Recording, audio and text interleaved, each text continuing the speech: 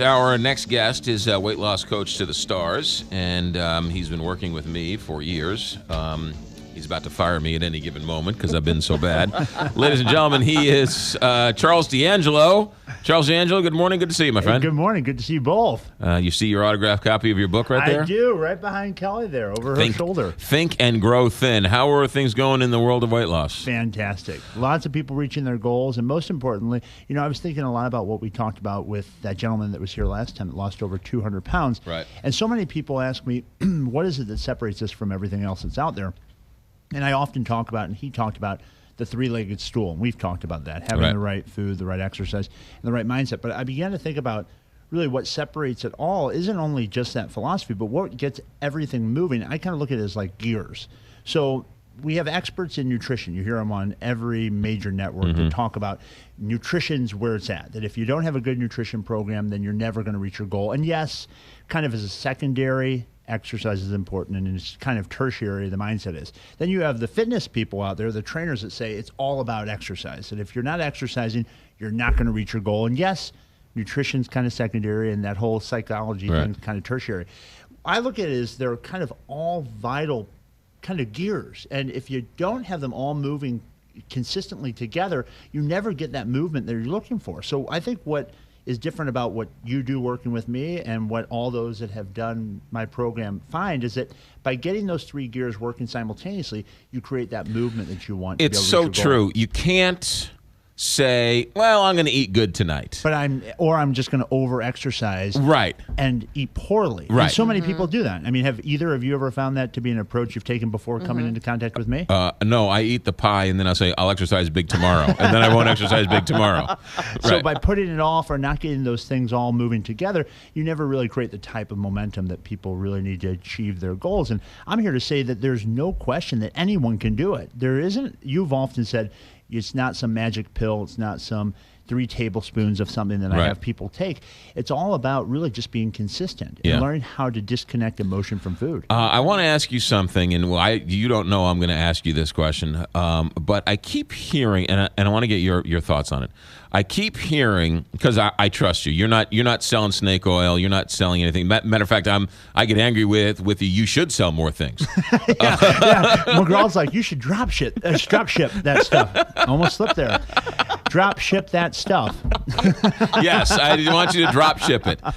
Your powder, your protein shake stuff. Deep areas here. So, but I keep hearing people say when they're selling a pill or this or that, cortisol levels. Stress hormones. Yeah. What is that, and is that really stopping people from losing weight? I don't think that any of those things stop. There is some truth to the fact that hormones have a huge part to play in weight loss. So if you're under-eating or over-exercising, creating an abundance of stress in the body, that can cause inflammation, cause retention of all sorts of fluids, and thereby make it such that the number's not coming along as progressively as you're really capable of. But is there any truth to having too much cortisol and then you're not able to lose weight? I've never found that to be the case. Yeah. But again, I think so many people are creating such imbalance in their body by under-eating. They think they have to starve themselves to lose weight. And thereby you create an inordinate amount of stress in the body. And with stress then comes inflammation oftentimes. So with that inflammation, then you have retention of fluids, and then you see that self-fulfilling prophecy take root where you're not seeing the number come along. So I think by having an integrated, streamlined system where you have the right foods at the right times, where you're not starving your body, you're feeding your body. I always tell people that you have to feed the muscle to burn the fat. You don't starve the body to burn fat. So you start to feed yourself in such a way where you're eating every 2 to 3 hours, all nutrient-rich foods. You can't simply count calories and expect that you're going to see your physique come along the way you want. Not every calorie is the same. It's not so much even quantity as much as it's quality. Think of it this way.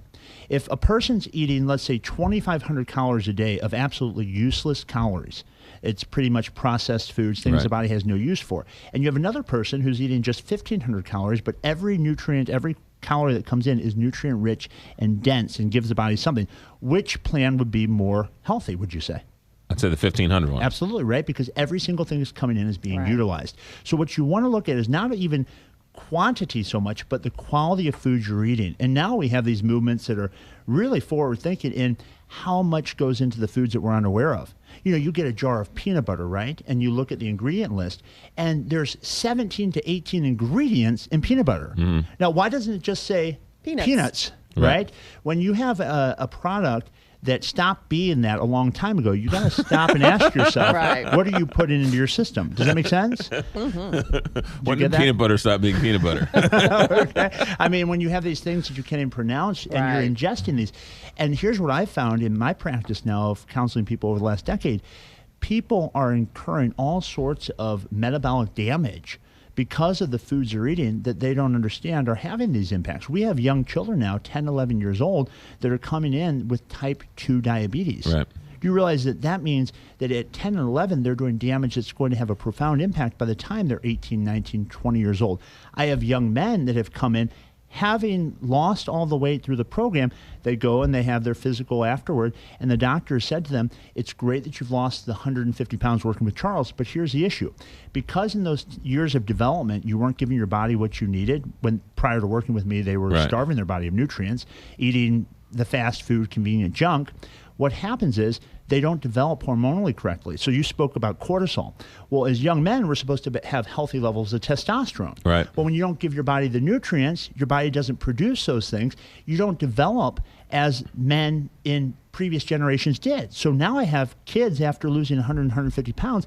They go in, and because of those poor choices early on prior to working with me, now they're suffering from low testosterone. Can you imagine a young kids? A 19-year-old boy, an 18-year-old boy, because of his obesity, now is not able to develop as healthily as others that eat healthy and do the rigorous exercise that many young people used to do. You've also told me that I exercise too much sometimes. Absolutely, on and that's your another plan. thing that other people do is that they think that by doing more, it's better. In fact, the body does a lot independent of your efforts. The only thing you need to do is really satisfy the body's needs consistently. Often people say, well, how in the world am I ever going to lose 100 pounds? I'm going to have to starve myself.